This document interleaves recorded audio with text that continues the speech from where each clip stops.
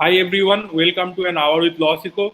Today with me I have Abhyuday Agarwal from iPleaders, my co-founder, and I'm Ramanuj Mukherjee. So today we have a very interesting topic. We are going to talk about Insolvency and Bankruptcy Code. Hi everyone. As always, I'm again excited to be present on these sessions and interact and share my learnings with you all and answer your questions. Great. So Abhyuday, the Insolvency and Bankruptcy Code is obviously like a watershed event in Indian legal and corporate history, I think. Right. There's a lot of things happening right now around this, and some insane amount of activity happening right now around this code. And a lot of lawyers have new work, and there's a whole lot of companies who have lost their sleep, and things are really changing around because of this code, right?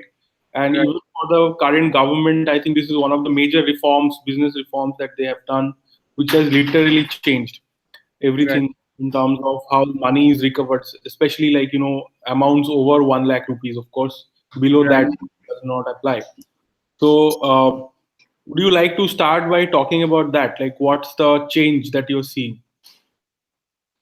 Uh, there are a lot of, so I can't compare every minute change, but earlier we had the Sikh Industrial Companies Act, which was there for revival of companies, which has been now repealed. Okay, and we had the winding up procedure under company law, which still stands, but that same process was to be initiated even for companies which are unable to pay their debts. But now the winding up procedure after the Insolvency Bankruptcy Code is there for other reasons, but not for inability to pay debts. Okay, and SICA is removed. So now, for inability to pay debts, all matters go to the Insolvency and Bankruptcy Code. The advantage here is the kind of swiftness that is available here to resolve matters. There is a 180-day timeline and a very specific period. Earlier, your winding up liquidations, all of that could go on. Okay, and SICA was literally abused by people to just get proceedings, litigation, all of that stayed earlier. But now it is not like that. Now, under the Insolvency Bankruptcy Code, you actually either get revived or you go in get liquidated, but you cannot use it as a tool uh, to save yourself, which was being done earlier under SICA a lot. So there is a 180-day timeline, and there's a very tight process within which you get into insolvency. For example, if there is a 14-day if there are two types of creditors who are there. Like if we just consider the case of a financial creditor, they can directly go. They can there's a format in which they can actually demand the amount due, and then if you don't pay it, directly go to court to NCLT in 14 days. Sorry, in 10 days, if it within 10 days, and then NCLT can straight away order insolvency proceedings. So it gets very streamlined.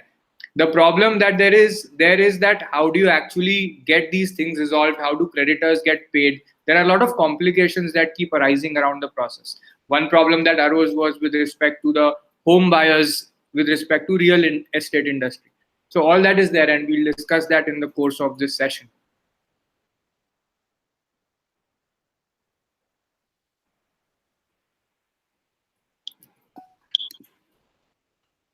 So, do you think that this is like a young legislation which is still developing, or would you say that this has acquired some amount of maturity?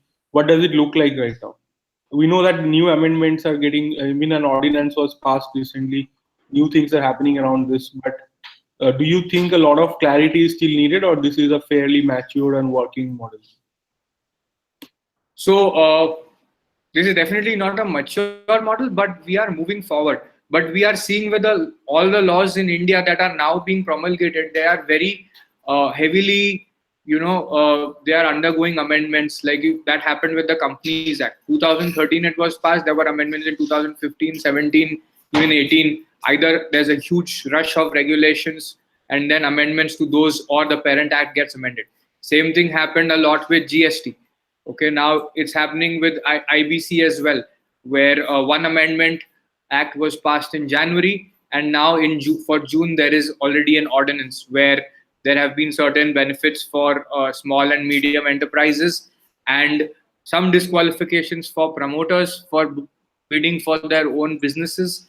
And then there is also a recognition of homeowners as financial creditors. So still a lot of things are happening, because, and the complication is visible from the case of Binani Cement, which is going on. So Binani Cement, I'll just explain briefly. It's a very complicated case, and we don't have latest updates. The last available news item is on May, is available as of the date of May end, and the matter is going to go on till around July at least. Okay, but it's complicated there because what happened was, so the insolvency resolution process allows different uh, creditors, allows the committee of creditors to evaluate a resolution plan. So let's assume a company is unable to pay its debts. Okay, now what is going to be there in a resolution plan? The committee of and the company is unable to pay its debts. It's got a lot of lenders. Now this is not a passive process where lenders are simply agreeing that, okay, pay us what you can. Okay, this is a question of the revival of the company, and lenders are looking at something better than what they will get if the company was liquidated. Okay, so what's happening is that for most companies, let's assume the debt is 1,000, their current value is 100. Okay, I'm giving some examples to understand why it's happening like this. When the value is 100 and the debt is 1,000, a creditor will not want to only enforce security. If they were going to do that, then SARFAESI would have worked out. But right now, what they're going to do, they're going to go under IBC and want somebody else to come and save the company. Now, saving is not happening in a way that lenders get all their 1,000 or 1,100 crores back, but it's happening in a way where, let's say, the company continues and the lenders are getting right now, the lenders will get 300 crores back instead of 1,000 crores. So there's a huge haircut. A haircut means that the lender has to give up on some part of the debt. Okay, but how does this money increase from 100 crores? How are they suddenly now getting 300 crores? It's because somebody else has presented a resolution plan whereby cash is being infused into this company and to pay off the lenders. Okay, now this had happened in the case of Binani Cement. Binani Cement was getting two bids. One was from UltraTech Cement and another was from a Dalmia group, Dalmia Bharat Consortium. Okay, now Dalmia Bharat Consortium emerged as the highest bidder. But then later what happened was that UltraTech wanted to present a higher bid, which it was not allowed to. Now UltraTech really wanted to acquire this company. What it did instead was that when it was not allowed to present its own bid, it went to the parent of Binani Cement, which is Binani Industries, and said, I will infuse equity over here, and that will be transferred downward and paid, and the lenders will be paid off. But one condition for this is that get the insolvency proceedings withdrawn and let's have an out of court settlement. Now lenders could not immediately agree to this unless permitted a withdrawal. Now NCLT and NCLAT, the appellate tribunal, they don't have powers to allow for withdrawal directly. They have to go to, anyone has to go to Supreme Court for this. Now here what is happening, the problem is that, so UltraTech is devising a lot of strategies to creatively move around the process, but a lot of things in the code are not very clear. There are some loose ends. Sometimes in the interest of justice, some rules may be interpreted in a certain way. That happens a lot. Okay, so those are the parts that will have to be ironed out over time. For example, now when there was already a highest bidder that was determined, can you allow a parent to can you allow another competing bidder to revise their bid, and they would be ineligible for the bid process to present a competing bid? But now what they are doing is circumventing the process and going to the parent. Okay, and they are trying to subvert this process, and they have a fair ground. They are saying we'll pay you more than the current highest bidder. But now these rules need to be very clear that, okay, no circumvention of this process is allowed through indirect means. If these things were there, this process would be clarified. Otherwise, there is a mess of litigation.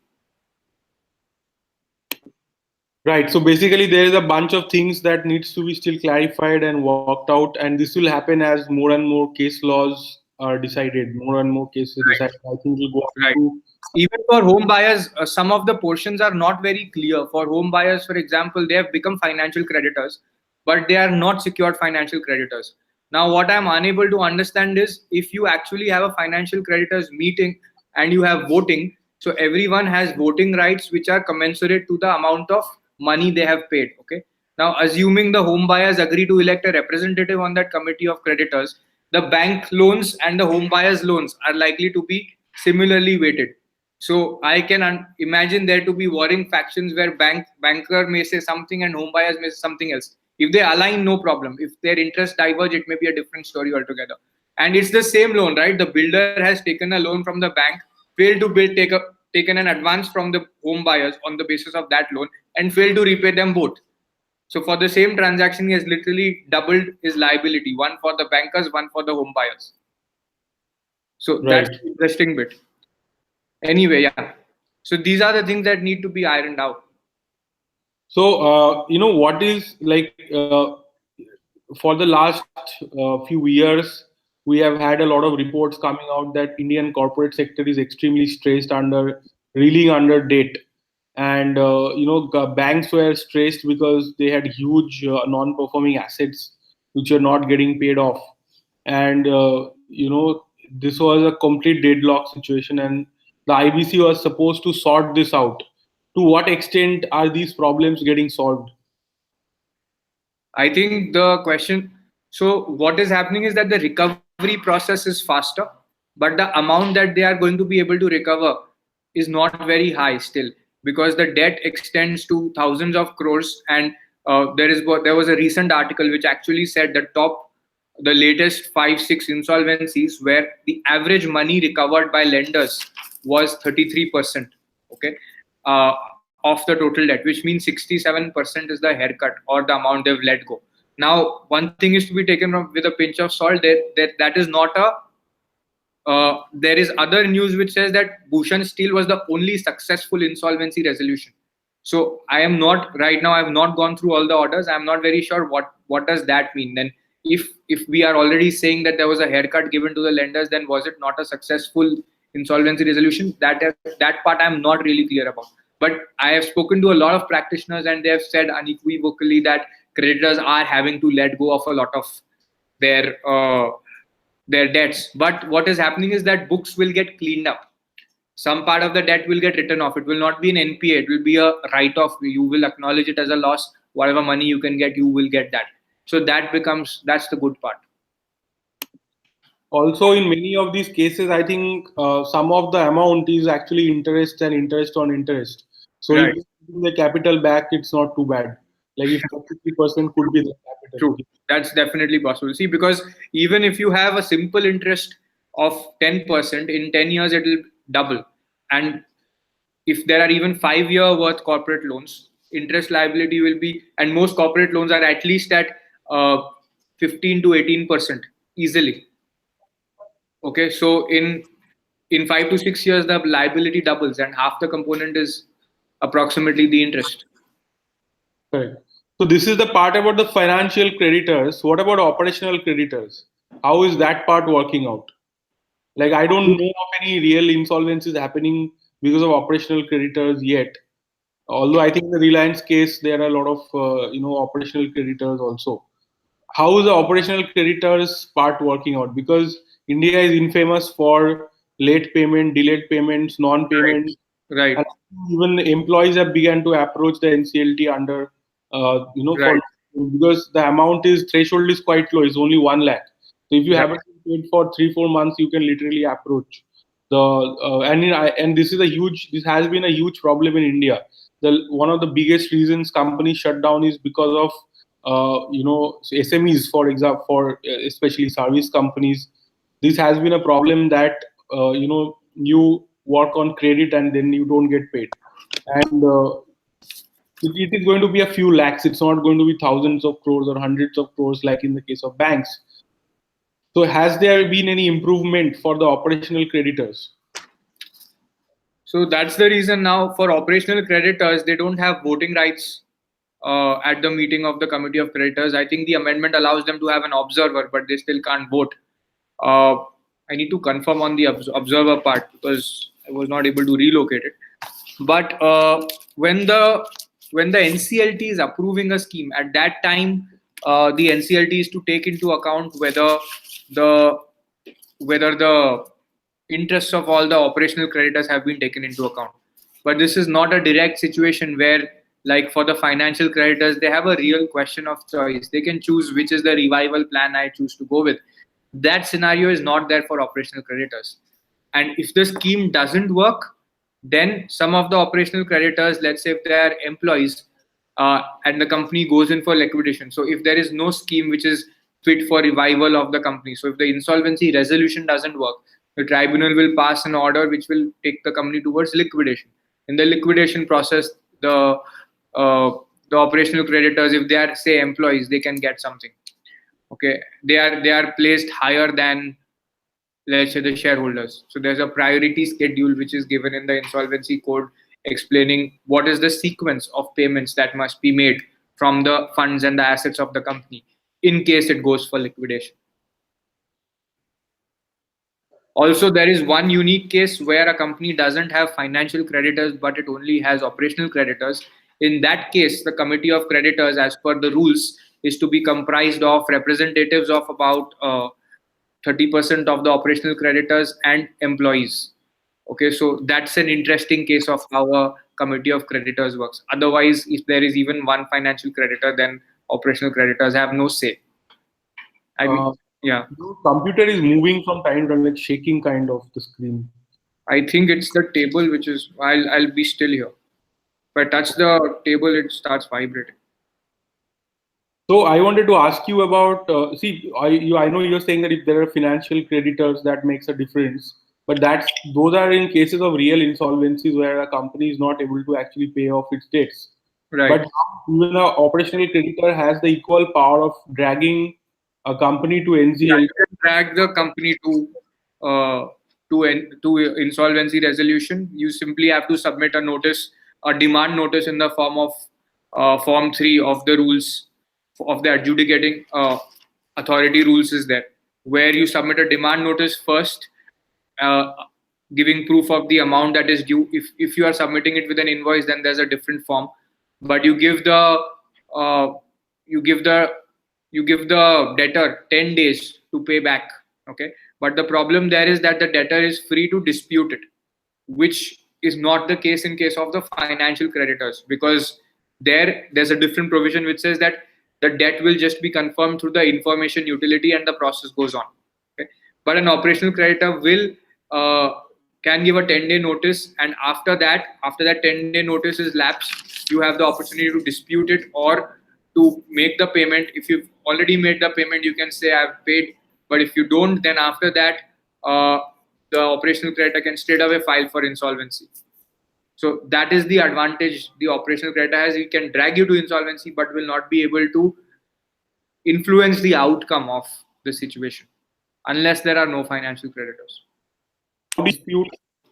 So how do you dispute in case there is a operational creditor is raising a claim under IBC?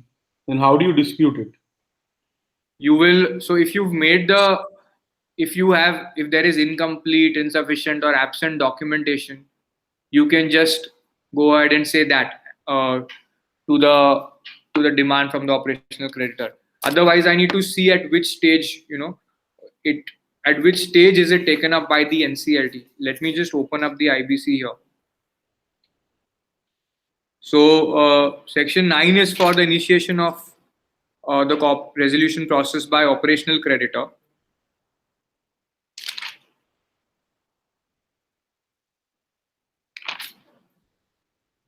um,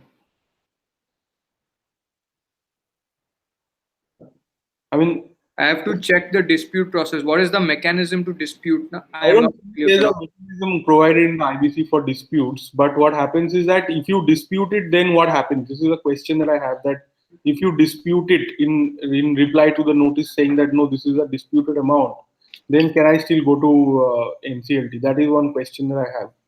But I think there are not too much cases that have happened around this, and there is no clear answer. So this is one of the areas which needs clarification until this operation Right, creditor. and NCLT may decide to uh, take notice of this, because at the end, when they appoint the interim resolution professional, at that time there's a process for the resolution professional to actually receive all the claims and create a list of operational and financial creditors. So that is the last stage at which the credit status of a party is confirmed.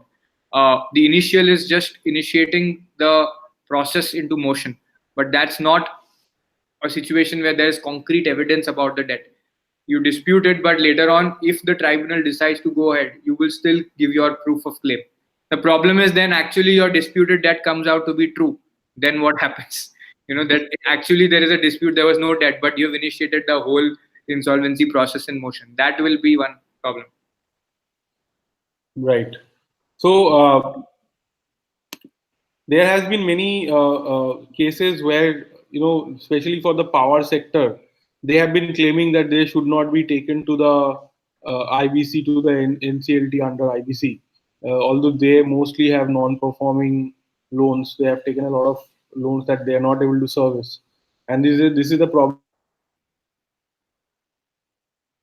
with the entire sector. How do you think things are going to play out there? I think the RBI has said that they'll be taken to the NCLT under IBC. So how do you think that may work out? So there is power sector, there is cement, there is housing. All of these sectors, real estate, all of these are actually facing this challenge. Okay, how it's going to work out is uh, we are seeing, for example, in cement, there is a lot of consolidation happening. Okay, now whether there will be consolidation or what, that remains to be seen. But in any situation, whether you go to IBC or not, the lenders are getting a haircut. That is very clear. Lenders are not getting their money back. Even if you have security, you don't get money back. Now the cost of that is you don't get your money back and an existing business dies or suffers, versus you get a portion of your money back and let the business run. That is something that is going to be figured out over course of time. So one big problem with the power sector is that we are getting cheap power because it exists, and if it's a very critical input for a lot of industries.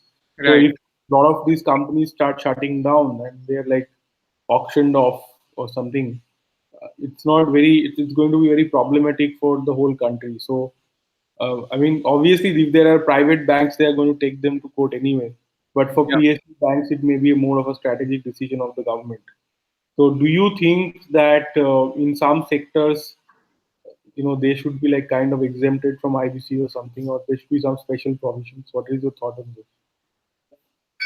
So there's something that government does, which is it allows for special kinds of bonds and loans to be taken by certain kinds of infrastructure companies, and these can be long-term loans, 20 years, 25 years, like that. Okay. Now, if power sector can get those kind of special ability, which can be done by RBI or certain notifications, so infrastructure companies can do that. They can issue infra bonds. Now, what that allows to be done is that you can, now that will need a plan first. That whether if you are just converting your 9-year-old debt into a 27-year-old debt, or 25-year, you're postponing it by that much time, or you're partly repaying it now and partly repaying it later, there needs to be some clarity on the viability. If that can be obtained, then there is a possibility to raise bonds and refinance that debt. Okay, so you can pay off existing lenders and you can have a longer term commitment to repay other, let's say, retail individuals or institutions who subscribe to these bonds. Okay, I don't know how many different legal tweaks will be needed to enable that to happen. Maybe a notification that power sector companies can raise infra bonds, but the problem still is that how do we ensure that these infra bonds will be viable? Because otherwise it will become a problem even for the new investors who invest in these bonds. So if that can be ensured, then this can be a viable proposition where you do a refinancing. I think a lot of NTPC and other government power companies are going to buy out some of these sectors. Yeah, And that will definitely happen because the government can infuse funds for acquisition for this. okay, so one side of resolution is obviously the companies and how they're affected and all of that. But another major area I think is about lawyers and professionals and how it is affecting us. So, do you think that IBC, is a new opportunity for lawyers and insolvency professionals include CAs and CSs also, I think. So how is it working, like working out for lawyers and others? Yeah, so apart from becoming an insolvency resolution professional, which typically requires you to have 10 years of experience and crack the entrance, crack the qualification exam for that. Other than that, and then you can actually be an insolvency resolution professional who is appointed for to conduct these insolvencies. Apart from that, the assistance of a CA, CS, or a lawyer is always required at various stages. You could be consulted by the company, you could be consulted by the IRP, you could be advising your committee of, you could be advising lenders. So everyone who's involved in banking and finance now or in litigation has started looking at IBC as well, because this forms a component of their work too, and this is a new kind of practice area which can be where matters can be taken up. Plus, this is something which cannot be sort of simply productified. Like there was a time 10 years back when venture capital and private equity was premium segment. After that, only certain transactions which involve a high level of structuring become have that status, and a lot of it has become streamlined. You can figure out what kind of agreements to use, all of that. But the areas where there are infinite growth opportunities are the ones where there's a lot more scope for innovation and argument, such as tax, litigation, insolvency and bankruptcy, arbitration, these. So this is going to be a major area through different stages of the insolvency. Now imagine here, no, in Binani Cements case, UltraTech did not win the bid, and still now what they've done is gone to the parent and offered this to the parent and put it on the parent that if you can get the insolvency withdrawn, uh, IRP proceedings withdrawn against your subsidiary, we'll go ahead with this plan. So this is some really innovative structuring that has been done. So this kind of work will require a lawyer also to think uh, and advise, and this will be definitely work which they will be paid for. Then for withdrawal, you have to go to the Supreme Court. So again, a lot of creative arguments and innovative arguments, understanding of the law is going to be important. So yeah, there is a lot of legal work that people can do, and lawyers will be involved. I think lawyers who are skilled in finance and understand business will be involved in in the resolution plans that are prepared, okay, in challenging them if there is something that is not valid. Even when the tribunal approves a resolution plan, it is to check for whether the plan is in compliance with all other laws, and at that stage you might have a role to play. What if a scheme involving shareholders is sanctioned, a scheme of arrangement, without actually taking the requisite consent? Or what if shareholders' loans, or what if somebody is repaid off without the necessary approvals? So a lot of open areas are there, and the number of situations that can arise which require legal expertise, you cannot imagine right now. When the situations actually unfold, one will be able to see what kind of cases arise. I think that in India we did not see a lot of restructuring and bankruptcy practices before, but Now it will take off. Yeah. the introduction, even in for that matter, in the investment banks, restructuring and bankruptcy practices are very standard all over the world. But in India, they really don't bother to have a separate team so far. So are Yeah, they going that is because restructuring was, a lot of times restructuring was done offshore, where the shares of the parent company, which held the Indian company, were sold off offshore itself. Okay, so there was very little inside India that was happening. Now you have Companies Act provisions which allow you to have a scheme of arrangement or even have amalgamations. But the problem there is that due to the multiplicity of court approvals required, it is typically done only in extreme cases, or where there is a holding subsidiary or holding and wholly owned subsidiary, so that the necessary approvals can be obtained. Because typically you need approvals from shareholders and lenders. Both of them are happy and willing to give these approvals if your parent and ultimate management is the same. So that is where it was used. Otherwise, what was used was the CDR framework, the corporate debt restructuring framework, which was not, it was not, work on that was not that much, like it was not so mainstream. But now IBC brings everything to the forefront once again for the first time for India. I think there are a lot of very young and junior lawyers who are also working on this, even independent lawyers, because they are approaching now the NCLT under IBC, and not Right. necessarily for institutional creditors, but for operational creditors. Like anybody who you owe somebody above 1 lakh rupees and it is not paid for too long, they are going to probably not money recovery work for lawyers have shifted and it's actually become effective. Like now you have clients coming to you and saying, get the money, and you can get it because there's nobody wants to go into an insolvency proceeding. Correct. So I think this has generated a hell lot of work for Yeah, younger the stock first of. action itself, of using this as a money recovery strategy, sending this notice, and making your case out properly. That can give you a lot of benefits for your client. Yeah, and I think that lawyers are totally taking this up and they are getting surprising results for their clients. The clients who are used to a much longer, dispute are getting very quick resolutions without having to fight court cases because in that notice itself, people are recovering money. And it's a Right. new thing in India. It hasn't happened too much before. So that is one major area, of course, I see where independent practitioners are, getting interested in IBC and NCLT, and it will continue to be a huge game changer and major area of work because a lot of money recovery was happening. Like one of the major thing litigation firms do in Delhi, Bombay, and Bangalore, and every other place is that they have been doing DRT matters.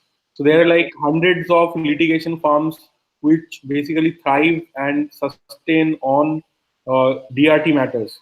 Now they are basically going into IBC because IBC is a much better framework and much faster thing. On one hand, it is possible that it's going to reduce the total billables because you don't have so much litigation happening. It's much shorter process, and usually you don't have to even see the court and have too many hearings to get this money out.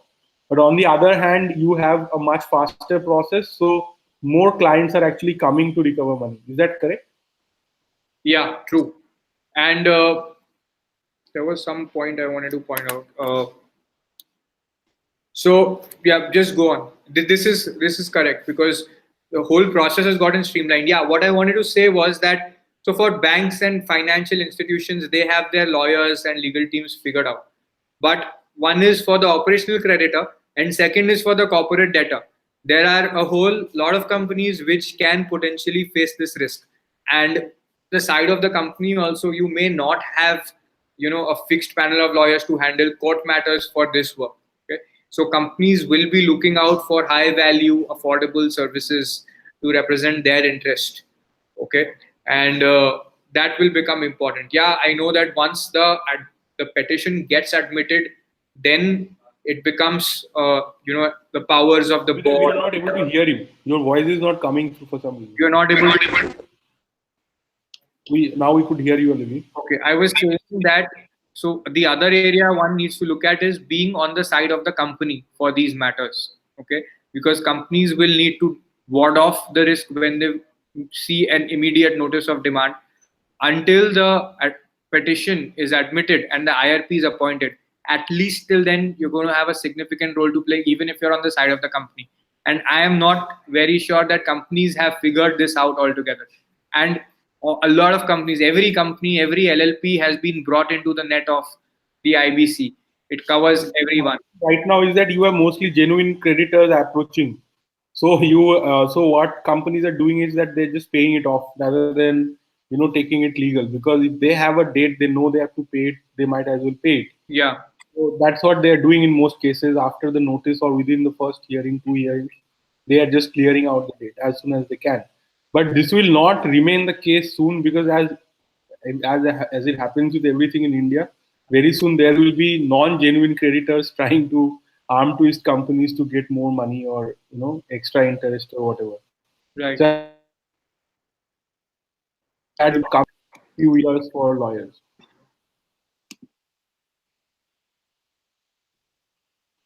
Abhyuday, you there? Abhyuday? I think we have lost Abhyuday. Ramanuj, I could not hear you. Did you say something in the past 5-10 seconds? Yeah, I think we lost you. Maybe there was some internet fluctuation on your side. Yes, there may be. Okay, so I was saying that there is a lot of work going to come up for lawyers in this area as well in the next few years, which has not come up yet. So it is a good idea to target and already establish relationships with. The one thing I want to add in here is that so there are very interesting features in the Insolvency Bankruptcy Code, which I was checking with someone who's been regularly dealing with this. For example, to approve a resolution plan, uh, you need you need at least 66% of the financial creditors to have approved it. Earlier, the limit was 77%, 75%. Sorry. Now, interestingly, the quorum for the meeting is only 30 or 33%. Okay. Now, if this was the case of a general meeting, okay, in a company, then what would have happened is that even as long as there's quorum, the voting is taken on the basis of the people present and voting. So if there's a special resolution, you require three-fourth majority. So if you have quorum and let's say 10 people, 10 shareholders out of 50 have come and they constitute the quorum, then 7 people voting for a resolution counts as uh, that counts as your special majority. Okay, people not voting or who have abstained, they are not considered in the no category. In the Insolvency Bankruptcy Code, it's not like that. For it to pass, for any proposal to pass, 66% of the creditors present, not present and voting, 66% of the total amount of creditors need to actually approve it. So if you just have quorum and that quorum doesn't include, so quorum is 33% and you don't have 66% people's approval, then you will need to have another meeting to get the approval of the required number of creditors. So that was pretty interesting. Now, when you are studying company law, when you are practicing, these distinctions play out very need to be understood so that you can use this strategically to help a company or to help your client recover money. The second thing you need to know is that the interplay between the other legislation. So IBC has an interplay with Real Estate Regulatory Authority Act, the RERA. It has an interplay with you need to know SARFAESI, you need to know Recovery of Debts and Bankruptcy Act, because there are different mechanisms now available to creditors and lenders to use to recover debts. Okay, now you need to know when to use what or why do these exist. Just being blinkered and reading the IBC and not seeing other things will not help. There is a takeover code which grants an exemption from making an open offer for listed companies in case that company is under IBC proceedings. So when you have the full picture of it, actually you will know how economics and strategy works, and lawyers are paid a premium for knowing strategy. Even chartered accountants, company secretaries are paid a premium for that. So that's the part you need to get to, and after that it's the execution and implementation. Okay, so that full perspective needs to be there. Okay, so if somebody is interested, a young lawyer or law student is interested in this, how should they go about building a career, or like what are the options? Like where would they find this useful? What are the career options, or where should they? I didn't get the question. Or what should they learn? I think there is a large number of career that they can take, career paths they can take where this will be useful. But if you can throw some light on, where who all need to know about this. Like say, for example, I think somebody who's dealing with corporate litigation definitely would be interested in this. Yeah. So Banking yeah, lawyer. that's the interesting part. So a lot of existing. So if you want to work in banking finance, now you should know the IBC. If you want to work in a bank, you should know the IBC. If you want to work in-house in a company, you need to know the IBC. If you want to be a litigator, you should know the IBC. Okay.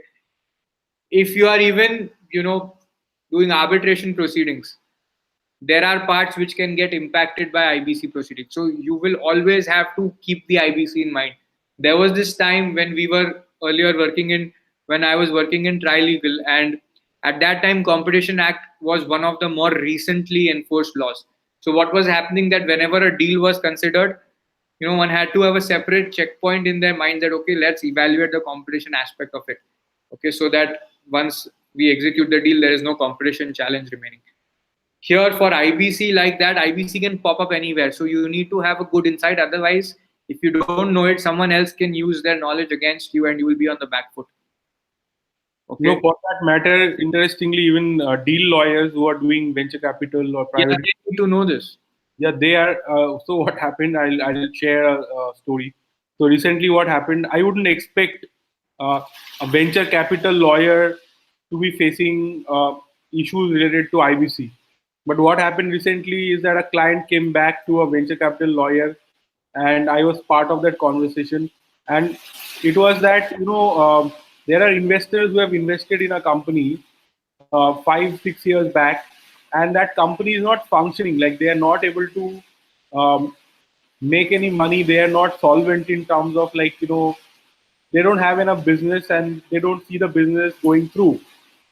But they want to wind up the promoters want to wind up the company, but they don't have enough majority to wind it up, and promoters are not willing to wind it up, and they have significant debts also with different people, but they are literally hoping that some of them will go to the court and wind this up, because otherwise the promoters are tied up. They have exclusive employment agreements here, and they are not able to do anything, and the company is not going anywhere, but they are stuck, and they have come to their deal lawyer to figure out if there's a way out. So I think it is becoming, and promoters cannot actually go under IBC and wrap up a company. So then the question is pops up everywhere, like you said. So this is something that I think all lawyers kind of. The debtor can go for resolution, I think, but the promoters cannot bid for it if they are willful defaulters or So disqualified promoters otherwise. cannot start it. Promoters cannot go and start a insolvency petition under IBC, saying that we are insolvent. Let us wrap it up. Hmm. But debtor has to go. Right. So anyway, what do you think are the upcoming opportunities Section for? 6 says a corporate debtor itself may initiate resolution proceedings. But so they can file a resolution, they can start a resolution and do I this. think that requires a special majority. Yeah, that is the problem. So they don't even have simple majority, you said, I think. Even if they have simple majority, they'll not be able to, because it requires a special majority. Yeah. If an investor is owning more than 25%, they Right. can prevent you from going into insolvency, which is okay in most cases. But where a company is non-functioning, that is like a significant problem, I think, for founders and promoters, because they would like to go move on after 5 6 years. They would like to move on to something else, and they cannot. So, what would you say are the major opportunities right now for lawyers to build practices around IBC? Major opportunities in respect of, so one is whom to represent, right? Operational creditors, you can represent them, but in terms of a specific career, I think if you're doing everything general, if you're a general litigator, you will get matters involving IBC and you need to start doing that, and there will be a natural flow. You might get spoken to by some real estate company, or it's going to pick up like that. I do not know of specific career opportunities right now, but I think that you cannot avoid this, because any career opportunity you're dealing with is going to, you're going to cross this, and this might just be the time, or that might just be the hook point which enables you to specialize later on one side of the industry. So if you see even banking and finance lawyers and law firms, they typically pick up a side, and I don't know if they consciously did it or that happened later on. So some firms will specialize for the lenders, some firms will specialize for the uh, debtors, and now you're seeing this even in the investment, in the startup space, where a lot of firms are advising venture capital funds, whereas there are others which are getting very good at advising startup founder side. Okay, so Buy side and sell side, like buy you. side and sell side, that's going to happen here also. Okay. So, we hear a lot about IBC. What is the best way to really learn about IBC right now? One is to read the IBC Bear Act, which is done and dusted and understandable. Is there anything else one can do? Yeah, there are many ways you can do this. The newspapers are not reporting things so clearly, but there are clues that you keep getting. Okay, the problem is to be able to handle the kind of unstructured information. It's not easy. Okay, so for example, we are developing a course right now. We haven't even launched it because we are also getting behind the scenes to figure out what are the different kinds of ways that are available. And if you want to learn IBC, knowing IBC alone is not enough, because you need to know, okay, why did this person not go through surface route? Okay, so you need to know surface, you need to know recovery of debts and bankruptcy act. So the act was named differently earlier, and now it's been renamed to recovery of debts and bankruptcy act. You need to know that act. You need to know the IBC. You need to know why. You need to know a little about why the Sikh Industries Act was repealed. You need to know the winding up provisions under company law, how they work. So you need to know this whole bunch. But how do you go about learning this? Because when I first opened the IBC, it was a mess completely, and I couldn't follow head or tail of it. But over time, as I spoke to experts who were practicing, kept track of proceedings, and then I read the law again, and then I looked at the other laws, because I asked many people about the other aspects, and they said, no, we don't practice this. Okay, some things I confirm, but so people may not know of the whole spectrum of things. So you need to go about it from your own understanding of things. But think of it this way: that how does a lender get his whole money back when there are multiple lenders? What kind of a say does he have in getting it back? Okay, that is the most important thing you need to think of. From a company's perspective, you need to think of, how can I stop this company being shut down? How can I get maximum value for the company and the creditors without it being shut down?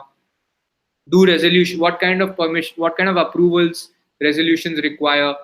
Where can I get stopped by this? If I am the promoter of a company, where can I get stopped? What is the If I'm acting for the lenders, what is the quorum required? Can I participate electronically? Can the lender participate electronically? So you have to visualize this like a movie that will help you in learning this. Okay. So basically, you are saying that there is a whole process going around IBC, and you need to understand it's not just about IBC, but it's about creditors getting their money back, and this is a Right. mechanism, and there are different kind of creditors from everyone's perspective. It's going to play out differently, Right. and And one of the biggest challenges that you will face while understanding IBC is that you have a company which has debts, okay, and you have creditors.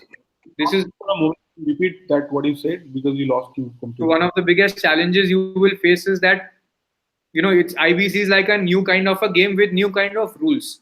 So if you imagine any insolvency resolution process, you will have different kinds of players. You're not typically used to that. Like, even if you're let's say you're a banking finance lawyer, you're used to a lender and a creditor. If you're a M&A lawyer, you're used to an acquirer and a target.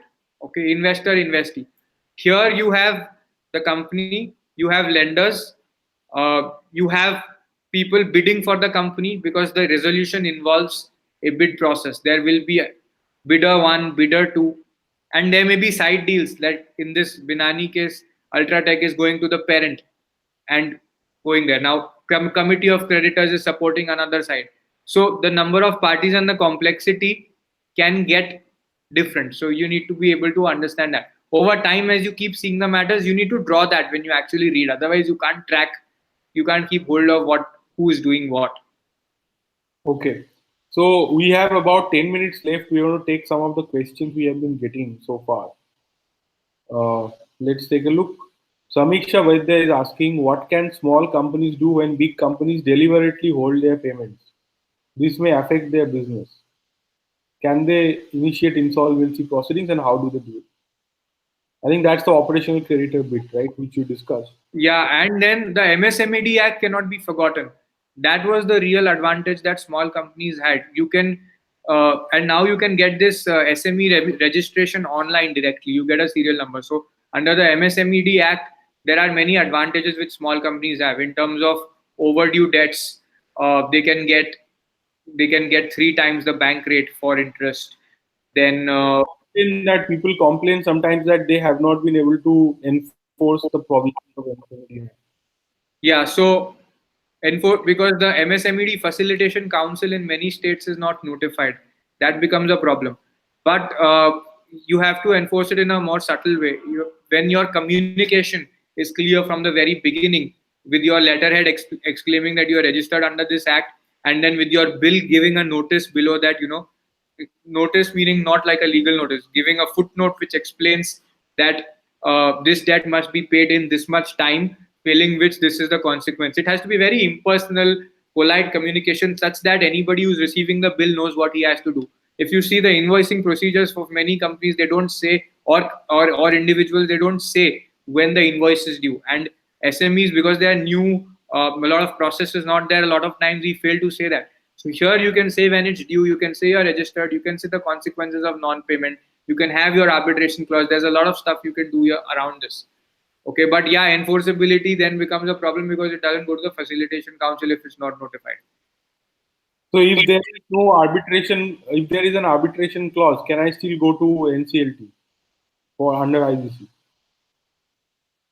The reason people go to NCLT is because the security arbitration clause is for what? It's for disputes. Now, a defaulting party can play crook and say that I'll dispute the debt, so we go to arbitration. Okay, that's a different story. But otherwise, if I want to recover money, most of the loans are secured. Banks really hesitate to give unsecured loans. Okay, but there can be unsecured loans also for bigger companies. Now the question is that if I have security and which is of sufficient value, I will straight away take possession and realize the security under Sarfazi Act. Okay, if I don't have enough security, if the value of my security is diminished, then I will look at taking the company to insolvency, or if I am an operational creditor, I will do that. Okay, and the reason that a company is likely to pay up faster is because even arbitration can take time, it gets challenged numerous times, but uh, an operational creditor's notice of demand sort of threatens the entire company's business, right, in a way, if it goes unresolved. This is not going to be taken off lightly. The operational creditor can then go to the NCLT and get an order within 14 days admitting or rejecting this. Okay, so that's the point in time. That's why the IBC notice holds value for people who don't have enough security to realize outside insolvency. Got it. So we have another question from Sarjana. She's asking, in what cases is it beneficial for a company to declare themselves insolvent? And what is the impact on investors and sleeping partners? So when should a company, can a company declare itself insolvent? A company can. So for that, you don't have to go under Insolvency Bankruptcy Code. You can do a normal winding up of a company. You can do a voluntary winding up, which requires a special resolution. You can even apply to the tribunal to get wound up. Okay. What is the impact on Majority for which otherwise you will not be able to. Yeah, you need a special majority in all cases. Okay. And if you have creditors, then you'll need to figure out how to repay them. And when you have investors, if they have more than 25%, will not approve. Even otherwise, they will have investors have clauses which require them, which require a huge amount of return to be paid to them. Okay, so it's unlikely that a company which has investors can make a plan to repay them off. Okay, and so there will be places where they can object, and you may not be able to completely go insolvent. If on the other hand you don't have investors, you don't have creditors, and you've not done business for more than a year or so, then there is a strike off process available. In the strike off process, what happens is that you just fill a form saying that I have not done business for 1 or 2 years, I have no creditors, and you give an affidavit and an indemnity bond saying that in case something comes up pertaining to the debts of the company, I am responsible for it. Then you can get struck off the register. But remember that your indemnity still is there. It stands. You've given it to the registrar of companies, so that can be invoked in respect of past claims. But that's a clean, fast way to shut down business. Ravi Pandey is asking us a question about corporate guarantors in the under IBC. What is the question about it? Position of corporate guarantor in the insolvency procedure. I was reading about this. If the question is very open-ended, we need to break it down into what is the situation that can arise. Now, you can take the corporate guarantor also to insolvency because if the guarantee crystallizes and the guarantor fails to pay up, then you take the guarantor also to. Guarantor is usually an individual, unless it's it's a No, corporate. it's a parent company guarantee kind of thing he's talking about. Even Yeah. if a promoter has given, you can take them also to insolvency like that as a guarantor. Okay, that's a separate situation. Okay. I think right Otherwise, now you are not taking them to NCLT. Individuals are going to DRT, I think. right now it is, yeah. So now if there's another situation where you just want to claim the guarantee, then your insolvency is not affected. But what happens is people go and there's an insolvency claim, and then one creditor says, I want to invoke the guarantee. The problem is that then there's a moratorium. So then there's a moratorium because after the tribunal admits your petition, then there's a moratorium until the insolvency resolution professional is appointed and he decides everything. So that's where this gets stuck. I don't know a way out of this as to what happens. I have to sit down and work it out.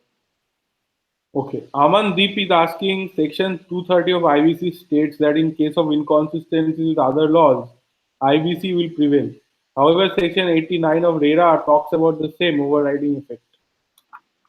What happens if there is a conflict between them?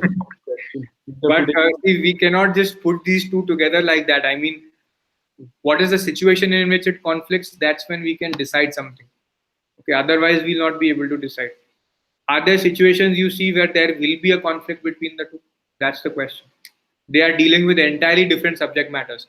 What you might have is IBC conflicting with Companies Act sometimes, because I think what happens here is that you have RERA, which is a law, a special law applicable. This is a rule of interpretation of statute, the standard first principle, that when RERA applies, it is to the kind of things that RERA covers, which is like registration of these housing projects, and how consumers are to be treated, how what. So those in those matters, obviously RERA will take precedence, even if something else is written in any other way. It's just a standard saving kind of saving clause. It's not a clause which is meant to override specifically another specific law.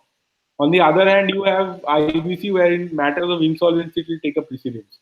So even if you can find a situation where there is a conflict between, if you apply RERA and you apply insolvency, you're getting two different results. What will survive is that specific situation. If you are in a insolvency situation, then definitely IBC will prevail. And when you don't have insolvency, then no question of applying insolvency. Then RERA will prevail. So, but I want him also to think of a situation where this conflict can arise, because otherwise it doesn't. Like in any given situation, you can have 10 laws applying. Now, no law says that this law will not apply. Every law says that in case of a conflict, this one will apply, and some laws don't say anything. But yeah. in a situation where 5 laws apply, these permutations will exist. That 3 laws say that this law overrides. But is there a real situation where actually, so they may apply to a transaction, but in the real situation that you face, only one law may apply. So if you're facing an insolvency about delivery of plots and you are creating a resolution plan, that resolution plan is going to talk about this. If your homeowners as financial creditors have filed insolvency resolution process, it's going to talk about how the bids that they get are going to deal with how the homeowners' money will be refunded or how they'll be given flats. So I see there being an alignment in how they will be used. Correct. So Pallav Gupta is asking, can X company send a demand notice to the Y company who has denied paying to the X company for the services provided by X to Y? There exists an agreement between them for the same. So I think if they're denying, we have to see why they are denying. Are they denying that denying that service was provided? Then it's a disputed, or service was not provided properly. Then it is a disputed claim in the first place. In that case, you cannot take it straight to IBC. You probably have to first get a judgment or an arbitration order in your favor, and then to enforce that date, you can go to the IBC perhaps. But otherwise, I'd say that you raise that notice in Form 3, and then after 10 days, if there's a dispute, you still go to NCLT. NCLT has 14 days to determine this. 14 days can be used to determine whether this was clear, open, and shut or not. yeah. But if it is a clear date, like for example, if there are emails which admit that yes, you pay, you don't have money. Contract, and where there is any evidence that shows that the service was provided, then NCLT is likely to say this is a debt only. Not only provided there, if based is there's some admission of the date. Like Yeah, sometimes you get a reply say to an invoice saying that you're thank following you. a reply saying that we would be paying this next month. So that is an admission of Yeah. that date. So you need to find that kind of correspondence that will help. So anyway, we are out of time right now, so we're going to end this conversation here. But before going up there, what would you like to say to sum up our discussion on insolvency and bankruptcy code? So one of the interesting parts I realized is that if one actually decides to really study it and talk to people and figure out what's happening, a lot of people you can actually make progress. What a lot of people do is either wait for someone else to tell them that what is happening. They wait to get work experience to understand what is happening. But I am actually surprised by the amount of results you can get from your own independent study, conversations, and all of that. You need to do a lot of work at the back, adding up, putting the pieces together, connecting the dots, even contacting people who work on these matters. But the amount of learning possible is immense. Okay, and we are also planning over due course of time to actually compile all this and then launch a course that can actually train you on this, connect different parts of Surface DRT, IBC, Companies Act, all of that together. And there are it's not so things look more complicated than they are. If you actually start reading about the cases that are there, you will be able to identify what were the main points. And there are certain things which keep repeating, like there will always be some objection taken up by someone which goes to Supreme Court. That's why an SLP. But other than that, the full process is the same, and you need to be able to track that process from start to end as it's written in the IBC. In the middle, you will have matters going. Something goes for appeal, something goes for revision, something goes for SLP. But don't lose track of the actual matter as it was happening. Got it. Okay. So thank you so much, Abhyuday. That was a Thanks, fantastic Rahul. session. Thank And you everyone for being with us. yeah, thank you everybody. Take care. Good night. Come back tomorrow. Definitely, we have an exciting session planned with a very experienced lawyer and CS who's going to tell us about Companies Act and some of the basics we all need to know. So thank you so much, Abhyuday. Thank Take you, Rahul. care. Good night, everyone. Good night.